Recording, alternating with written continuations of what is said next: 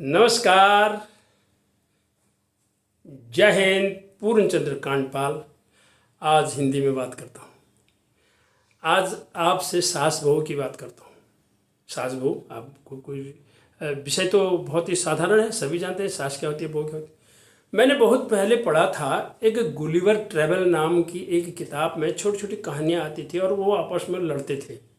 दो देश थे, एक का नाम था लिलीपुट, एक का नाम था बेल्फिस्को।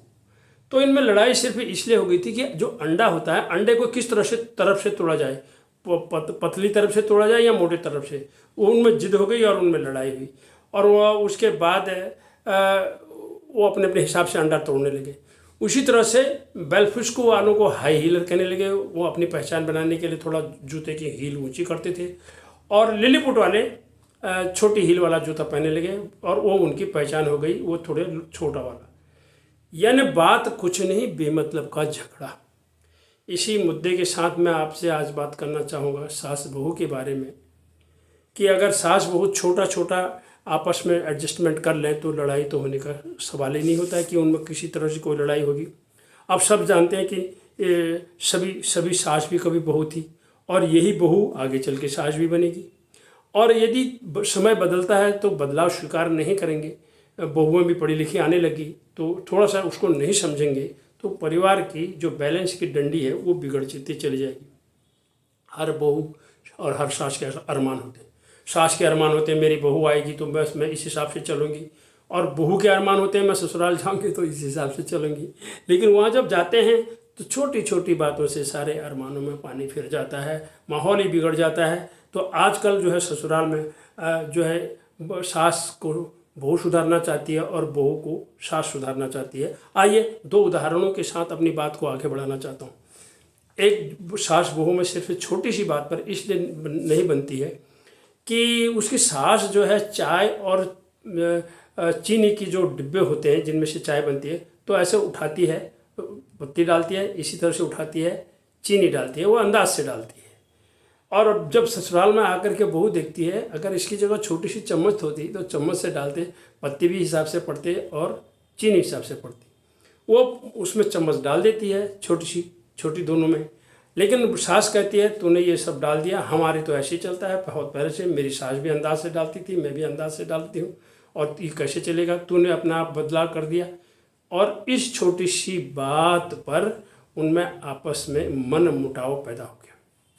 बात कुछ भी नहीं थी, लेकिन क्या सास को स्वीकार कर लेती तो क्या बुरा था, बहू ही मान लेती यार करने दो जैसा कर रही।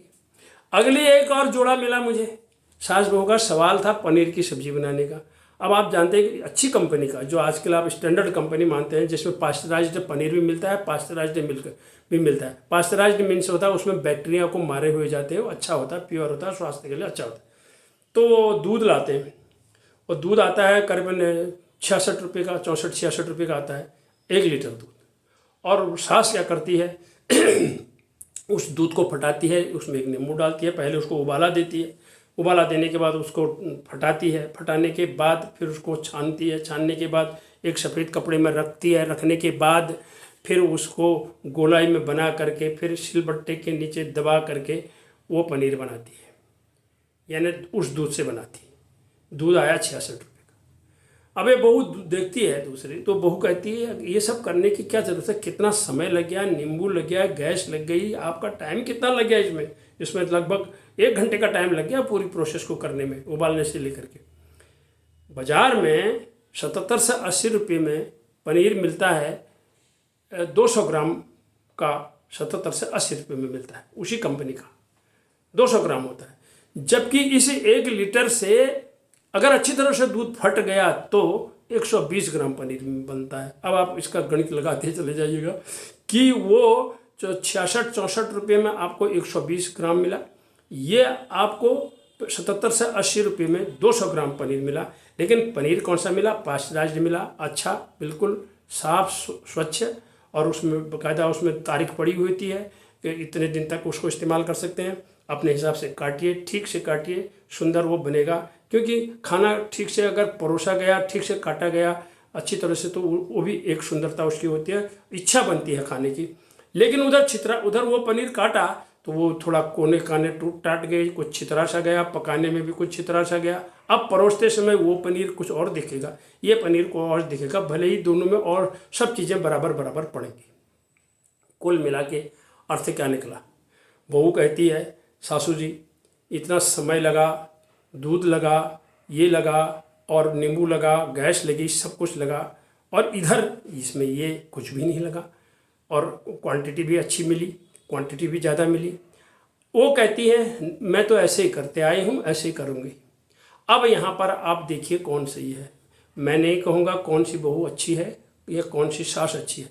आपने खुद इस बात को सोचना है कि बदलती हुई टेक्नोलॉजी के हिसाब से अगर हमारे पास वही चीज़ अच्छा सा बाज़ार में मिल रहा है तो क्यों ना हम उसको अपनाएं, क्यों हम दूध को फटाने के हिसाब से चलें। तो यहाँ पर बहू की मानी जाए या सास की मानी जाए, मानो किसी की घर को ठीक से चलाओ, वरना घर में गड़बड़ हो जाएगी, मनमुटाव हो जाएगा, वो अरमानों में पानी फिर जाएगा, अरमान धरे के धरे रह जाएंगे, सास अपनी जगह रह जाएगी, बहू अपनी जगह रह जाएगी। आइए सास बहू को जब मम्मी और बेटी का रिश्ता बनाने लग गए हैं मॉडर्न ज़माने में, तो थोड़ा उसी हिसाब से थोड़ा बदलिए भी, बदलाव को स्वीकार लाइए, धैर्य लाइए, संयम लाइए, तभी गाड़ी आगे चलेगी। इन्हीं शब्दों के साथ नमस्कार।